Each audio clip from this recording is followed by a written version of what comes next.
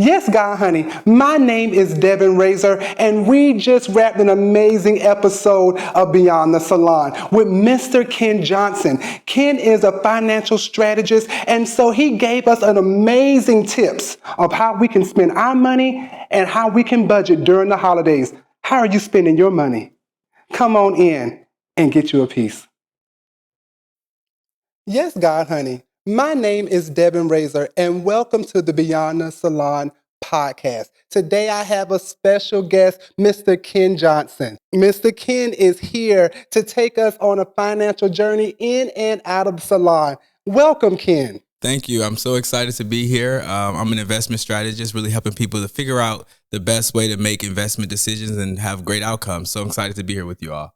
Thank you. Thank you. I wanted to have you on today because we are getting ready to go into our holiday season. And I know the holiday season can be very tough for a lot of people. And even sometimes myself, like I know for myself, the holidays are very exciting, just like for most people. But I know a lot of times people are struggling financially during the holidays. Is that something that you run into? Oh, yeah. I mean, the holiday is so interesting, right? Because everybody's super excited about getting gifts and all these great things for their loved ones. But at the same time, they have to spend a lot of money to do it. And I find that during the holiday season, people, they deprioritize things that they probably shouldn't deprioritize. And so it's a good time to kind of get back in check, especially in terms of your financial goals.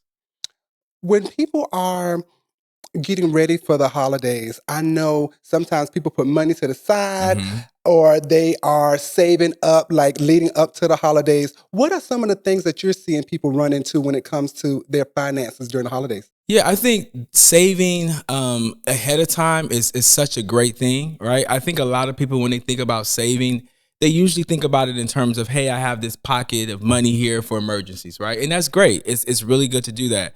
But I think it's also good to save for different specific things, right? Whether it's for your Christmas gifts, whether it's for a new car, all those things are great to save for because it creates this discipline, right? You have this discipline to where you understand, hey, I want this gift. I want to do this for my people. But at the same time, I want to make sure I'm financially responsible. So I find that a lot of folks like to save early and they look for those deals as early as they can to make sure they're not spending more than they have to. How should someone go about creating a budget during the holidays? And what does that look like? Yeah, I mean, so a lot of folks are afraid to look at their own financial situation, right?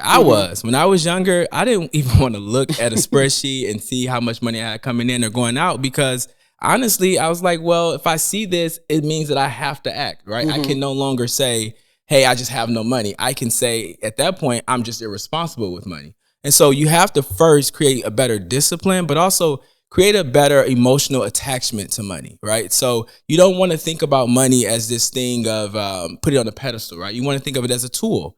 And when you start to think of it as a tool, you figure out what you have to work with, right? And so you sit down and you look at how much money do I have coming in?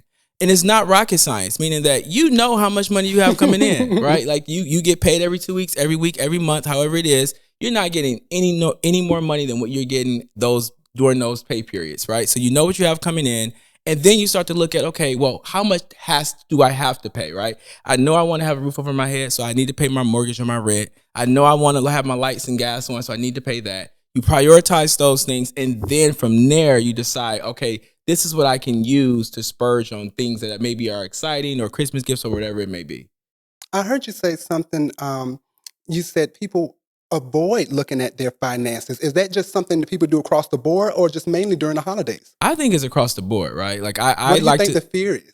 I think part of it is a confrontation with their self, right? I think that we do have a very emotional attachment to money.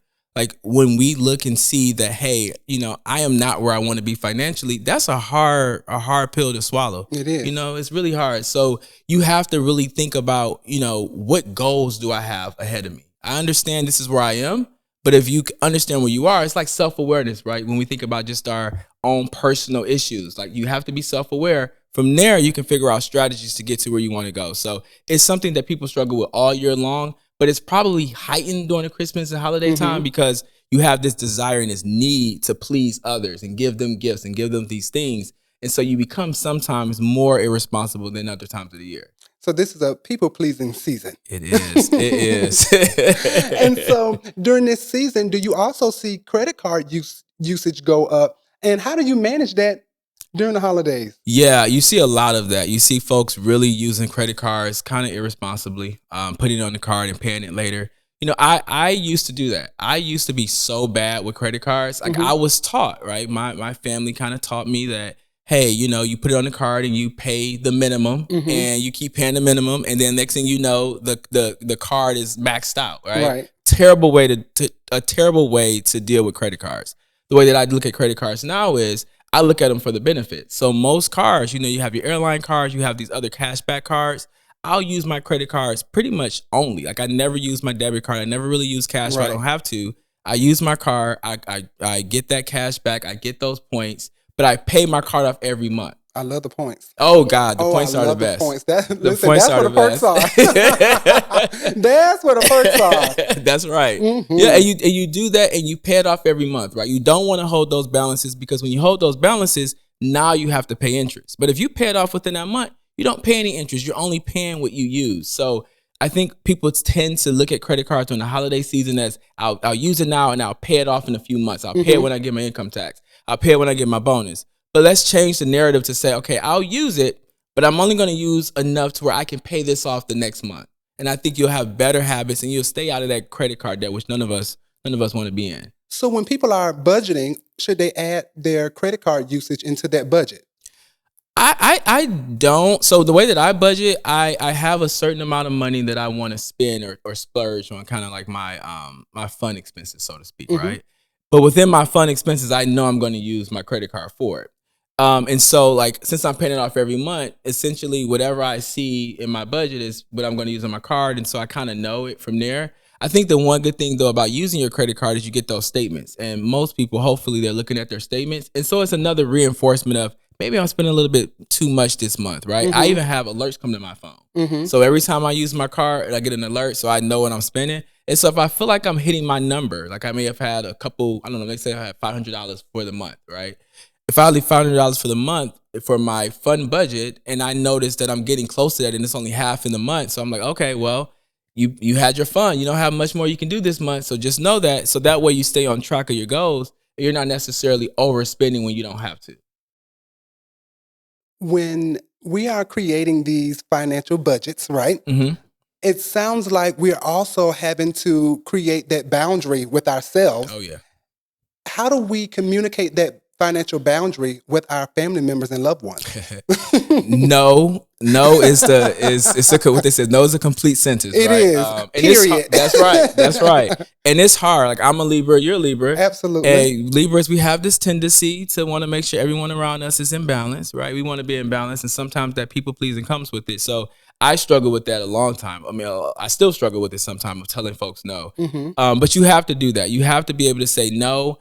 And really stand on your no. I know sometimes we have this urge to say no, and this is why, but people don't need or deserve to hear that why, right? If you're asking me for something and the answer is no, it's no. I don't have to explain why, right? And because I think when we explain why, we become kind of too attached to or still have this need or feeling that, well, it's our responsibility to do it, right? But by just saying no and letting that be the end, I think you start to build a better relationship with people because they understand at that point, hey, this is where the boundary is. There is no negotiating here. Right. He doesn't deserve to tell me anything about why. It's just no is no. So I think starting there is a good way. And it sounds like when you are telling people why, that gives them the option to tell you whether that's a good reason or not. That's so true. That's right. You're right. You're not getting ready to tell me whether it's a good reason for me to tell you no or not. That's right. So saying no isn't not just for your family members, but it's to yourself, right? Yeah. Like you said,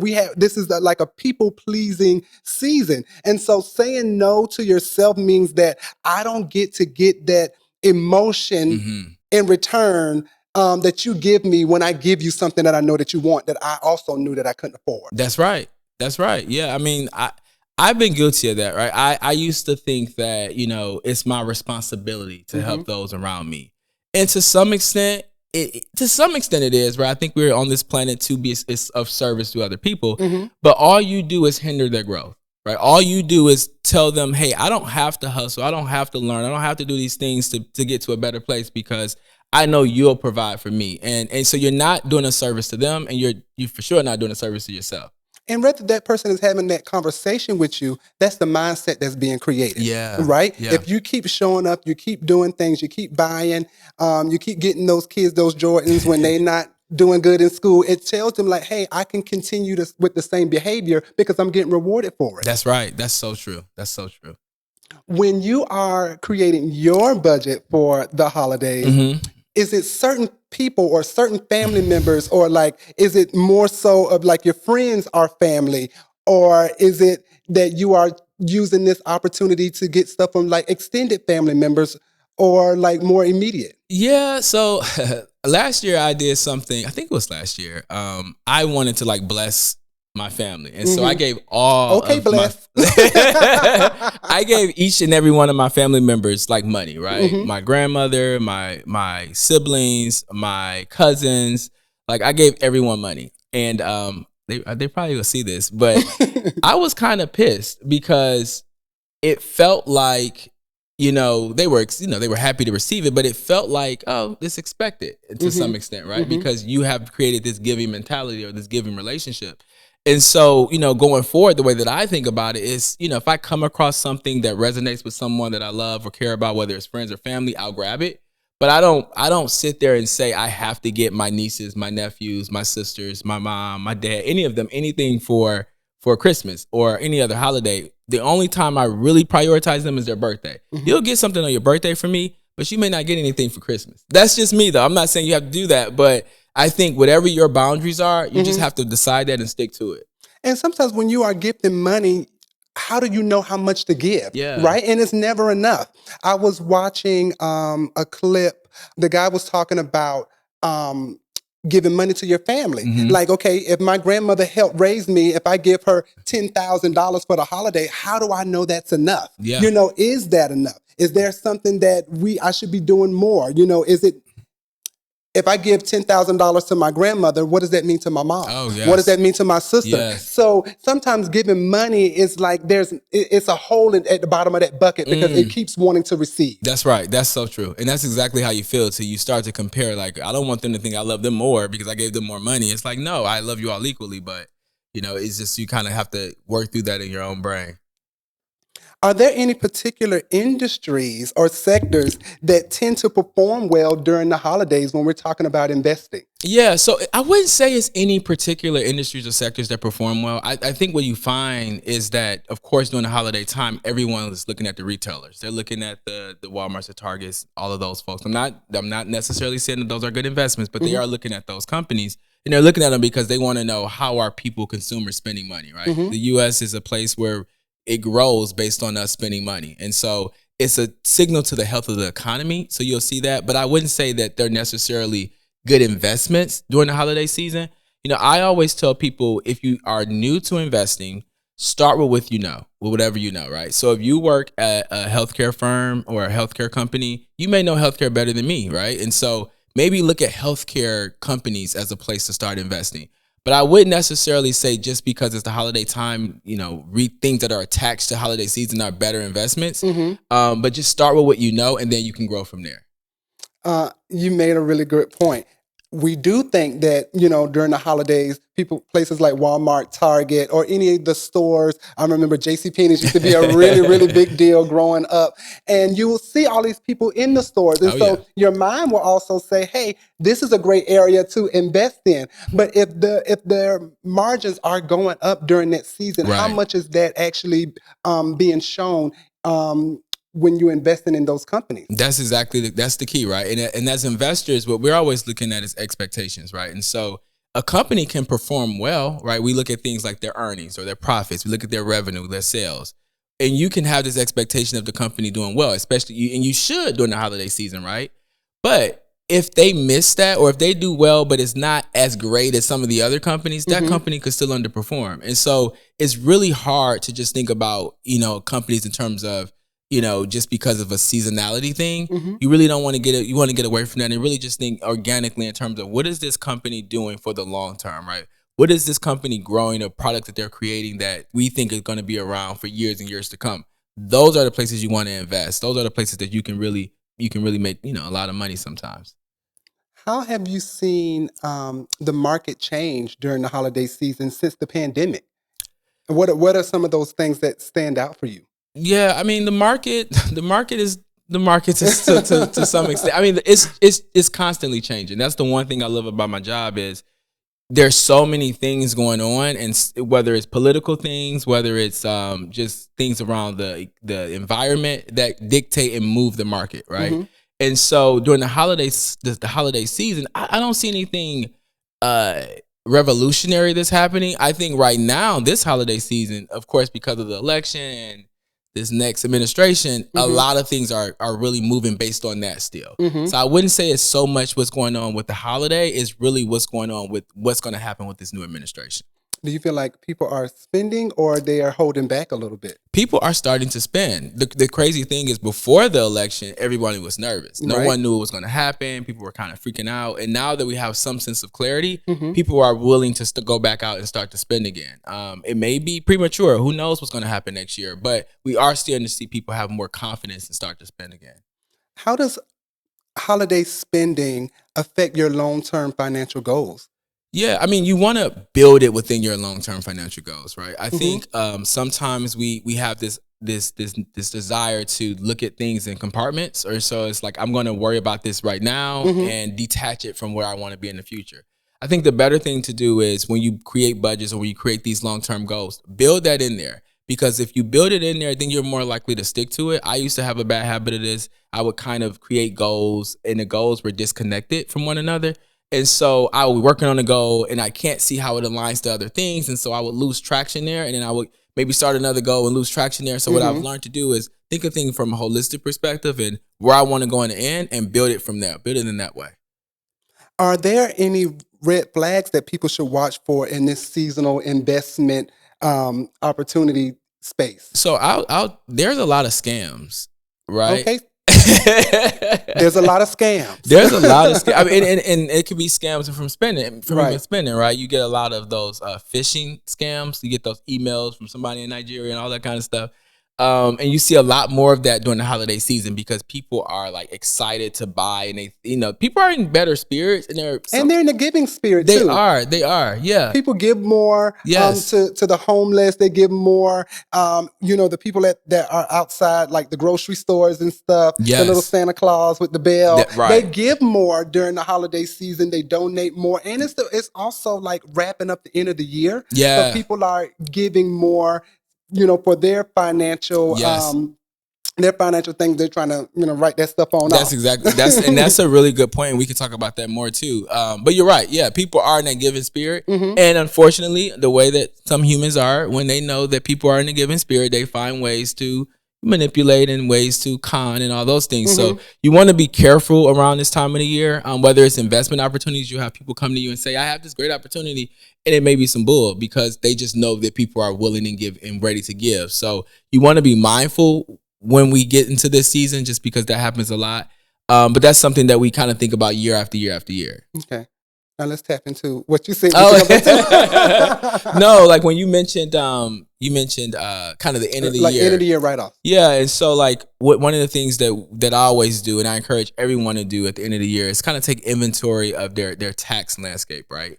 And so, when we're thinking about doing taxes, we're thinking about, charitable contributions, right? This is a good time if you have some charitable endeavors. Maybe you want to do that now before the end of the year, so that you can get this stuff within this to be able to use this for the next tax year when we file taxes for this year, next year, so to speak, right? So you want to get those charitable contributions in. You want to, if you're thinking about 401ks, IRAs, all of those things, you want to contribute to those. While you're still in this year, so you can take advantage of the limits that we have for this year. So you want to do all those kinds of things now, so that next year, once you file your taxes, you can take advantage of those things. So if you want to give, you want to give to charitable foundations where you can use it as a write-off. That's right, where you can use it as a write-off. Right. Yes. You're going to need those. You are going to need, and it's never too much, right? The more the better, the more the merrier. So when you have a business, or like me, I have a salon. Yes. What are some of the benefits of that business or that entrepreneur to also start a nonprofit? So first of all, start a nonprofit because of a passion, right? Don't start it because Right, of, just right, for the right, write-off, right. because there's a lot of nonprofits out here. So once you have your passion and you've aligned it to serve others, I think it's important to keep them separate. It's almost like separate but equal, if that makes sense, right? So you keep them separate because you don't want the IRS to ever come back and think that you are doing some funny business, that you are putting money back and forth for tax and write-off reasons. So you want to make them kind of distinguish them apart. But within the nonprofit itself, you get your status. You're a nonprofit. You can, if you receive donations, then of course they're tax exempt. And you kind of just run it that way, right? I don't think that there's any true benefit to your for-profit business, except for maybe marketing and other efforts, right? So you as a hairstylist, there may be some more free services that you want to provide to the community around hair care, right? So a nonprofit may be the perfect venue to do that because you can do write-offs, but you also can get access to grants and other resources. So that may be perfect for you, and it kind of aligns back to your business. So there's some marketing that you can kind of cross over. But beyond that, I think you want to kind of keep things kind of distinguished. Thank you. Oh, yeah. When I think of my hair salon and I think of all the things that I'm doing, there is a tendency to want to do more, to give more, to create my own when I've been a part of so many other nonprofits, and being able to start that space so I can target the people that I want to target. Right. But if you have a nonprofit and I don't have one yet, working with your nonprofit and assisting there gets my hands in places that they wouldn't normally be. That's so true. And the thing about nonprofit, I sit on two nonprofits here in Charlotte, and it's a lot of work. I don't think people realize just how much work it is. And I think it's even tougher than owning a for-profit business because you have to be able to inspire people without money, right? These people are not getting paid. There are some nonprofits that do, but largely the ones I'm a part of, nobody's getting paid. We're doing it because we're really here to serve.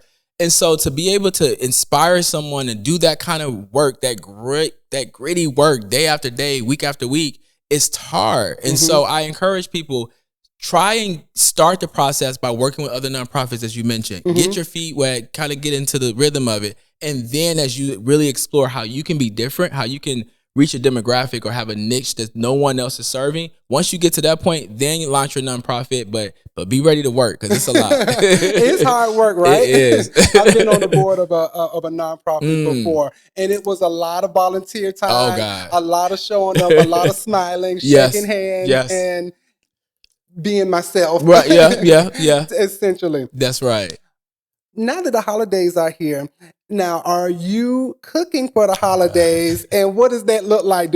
Are you hanging out with family? Are you doing more of a friend thing? What does that look like for you? So I don't really cook much. So you don't cook? Not much. I mean, I can cook some stuff. Nothing that's like a traditional like holiday meal, right? You're from Detroit, right? Yeah, but I don't cook. I mean, not at all. Like I will bake sometimes. So usually I'll bake like an apple pie or something. Like I do like to bake. Usually people who bake can't cook. That's the thing. I didn't know that, but that's fair. I mean, I'm sorry. I just learned something today. Okay, no, that's fair because that's me then, right? I feel like baking, you kind of like you set it up, you put it in there, you kind of forget it. That's why I like baking. You set it and forget it. Yeah. Cooking, you kind of got to be there over it the whole time. So I'm a cook, but I don't bake. Oh, see, fair. So like we can have a whole like Thanksgiving meal between the two of us. Then that's perfect. Right. You can do all the baking stuff. That's right. I do all the cooking that's stuff. Right. Everything's set. I don't have to worry about it. That's right. Flour is not my thing. But I'll be here. So my niece lives with me, and then I have friends. So we'll probably do a Friendsgiving kind of thing. What's one of your favorite dishes for the holidays? That you can't cook. That I can. Right. I used to love. Well, I kind of still do. Like I love my granny's mac and cheese. And you cannot go wrong with that. Oh my God. Unless the mac and cheese is wrong. You can't go wrong with that. That's true. And I love like ham because I don't ever get ham most of the year. Are you a pork eater? Yeah, I mean, me too. I know it's like give me a little piece of bacon, a little honey baked ham, a little crispy edge. That's right, because most people nowadays, everybody kind of like want to stay away from it now. But I'm all ham all day, all pork all day. So yeah. For the for the Christmas holiday, are you more of a getting with family or traveling with your family together?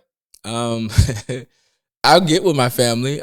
This year I'll probably see them for Christmas. But sometimes I just travel with my friends because it's cheaper to travel during Christmas. So those people who Child, are looking at like stuff to people, do, it's a he lot just spoke a cheaper. word. Yes, He just yes. spoke a word. I know for me, I've been talking to my family for the last couple of years. I'm like, Mm-hmm. I'm tired of doing this gift exchange, right? I Mm. genuinely don't remember what you guys got me last year. I don't remember what I got you. And Mm-hmm. frankly, I almost don't care. Like, I don't need gifts. I can buy my own stuff, Yeah, right? yeah. And so what I want to do is create real memories, right? I love If that. if you don't remember what you guys did or what you got for the holiday last year, Yeah, why are we continuing this tradition that right. no longer serves us? That's good. Right, we have access to travel now, Yeah. to planes, and a lot of my family members have passports Mm-hmm. now. I'm Mm-hmm. like, let's go somewhere. Like, we Yeah. from Florida. Let's get on a cruise to the Bahamas for 3 days. Like, it's $300 out of Right. Florida, right? That's good. Let's take some of these traditions, and if they're no longer serving us, let's let them go. We Mm. now have access to do things that our family members didn't have access to. I mean, that's such a good point, and as you said, it makes me think about my nieces because, like I mentioned, I usually get all of my nieces and nephews everyone something for their birthday, and everybody's birthday kind of falls like at the same time, Mhm. which is annoying, but it is what it is. But like I've noticed they don't really ask for things anymore. Like they really do ask for experiences. They want Like experiences. they want to come down Those with where the me or memories things. are. Yeah, yeah. So like I love that, and I'm actually going to encourage my family to do more of that. Like let's change our traditions to be more about experiences versus kind of like just things. And I also feel like you save money with those experiences, yeah. right? Because Yeah. if it's the holiday and we are exchanging gifts, you're thinking that, like you said, let me give money to everybody. That's Or right. let me buy everybody a gift. But if we travel, everybody paying for their own travel. Yeah. Yeah. And then we can show up and just have a good time together. Yeah, I remember a quick story. I took my nieces and my sister, my aunts and stuff. I paid for everybody to go to Disney World. We went to Disney World, Universal Studios, and I had never been Come to to Disney World Orlando. before. Right, right. I had never been before, so as an adult, it was kind of cool for me. But I went and I spent all this money on my nieces and everything. We were having a good time, and then my niece is like, "I'm ready. Can we just go back to the house and get in the pool?" Because they just wanted to be in the pool.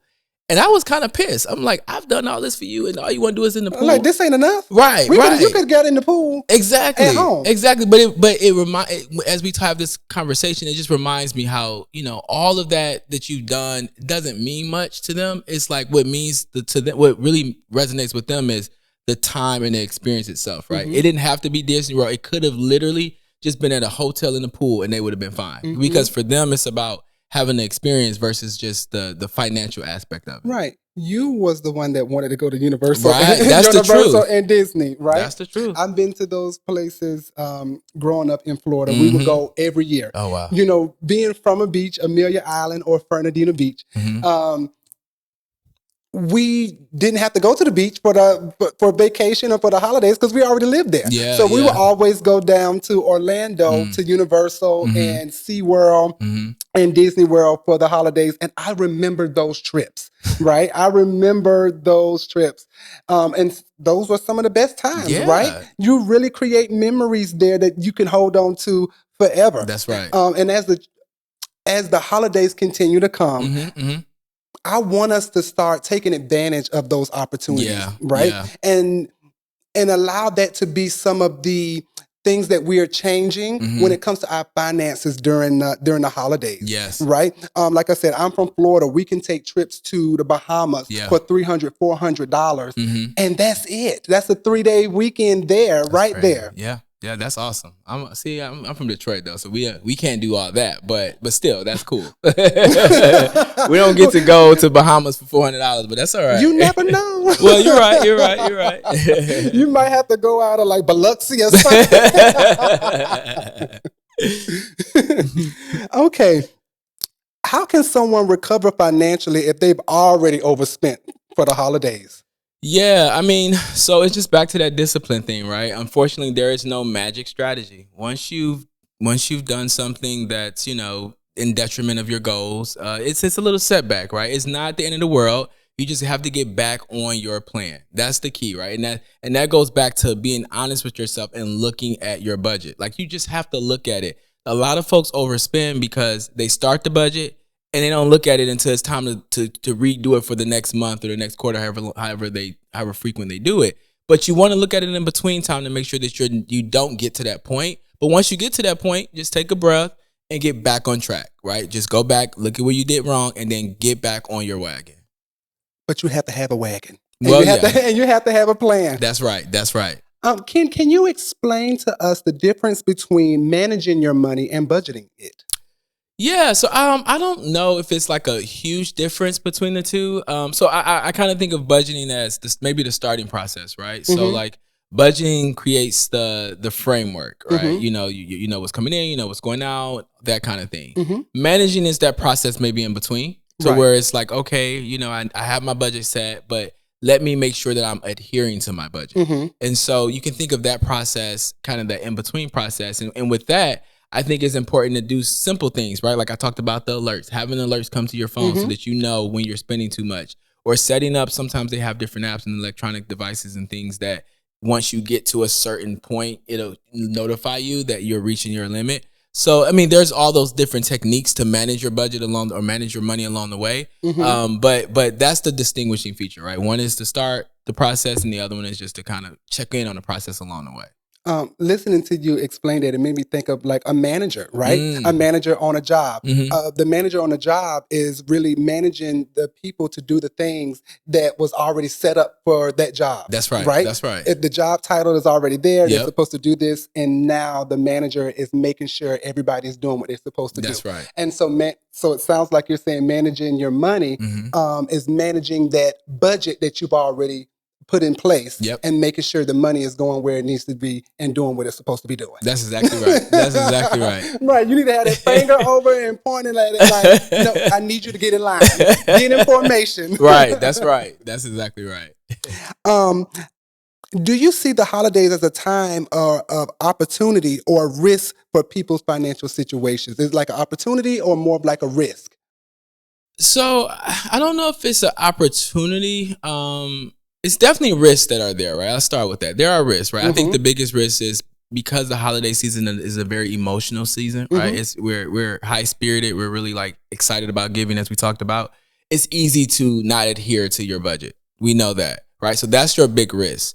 I think in terms of opportunities, I think when you do adhere to it during this time of very emotional attachment, I think it does stick more, right? So if you get through your holiday season and you didn't overspend, I think it really boosts you to continue that traction into the next year. So I think that is the opportunity there, just to create that discipline. Because to me, investing, saving, budgeting, like being a successful entrepreneur, being really anything in this world, it's all about discipline, right? Have a plan and stick to it. I don't care what it is you're trying to do. If you do that, you will be successful and you will get whatever it is that you want. And managing your emotions. Yeah, right? yeah. A lot of times, like you said, money is an emotional thing. We have an emotional attachment to money. Yes. And so during this season, while we have that emotional attachment to money, we also have an emotional attachment to people pleasing. Yeah. And showing up for people and trying to use our money to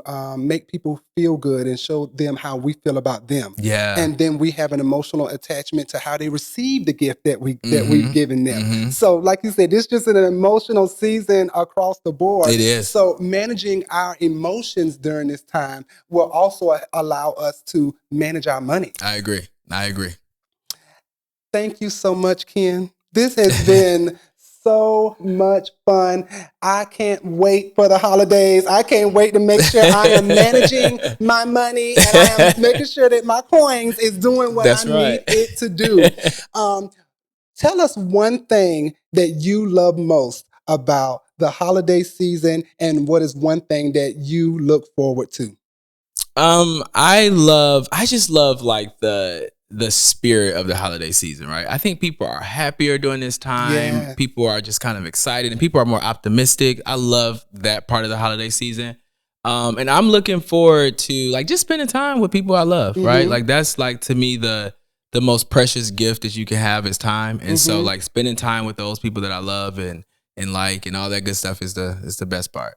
I love that. I think the time with our family and our loved ones is something that we don't get to have a lot of times throughout the year. Yeah. So the holiday season is that time to really hug on each other, That's love on right. each other, laugh, create memories, take those pictures, and smile. Yeah. Right? Yeah. And we love food. For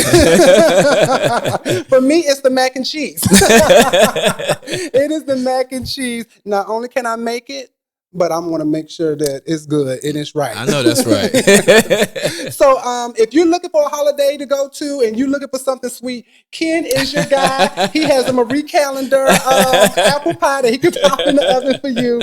And I'm going to have a Nervous Ohm baked mac and cheese. Thank you guys so much for tuning in. And thank you, Ken, for taking us beyond the salon and on the journey of our financial freedom and allowing it to take us through the holidays. Thank you for your strategy and thank you for your wisdom. Oh, thank you. This has been a great experience and I've enjoyed sharing and having a conversation with you. So Merry Christmas, Happy New Year, all those things to everyone out there. Yeah. And happy Thanksgiving, guys. Happy Thanksgiving. Stay tuned because I want you guys to get you a piece.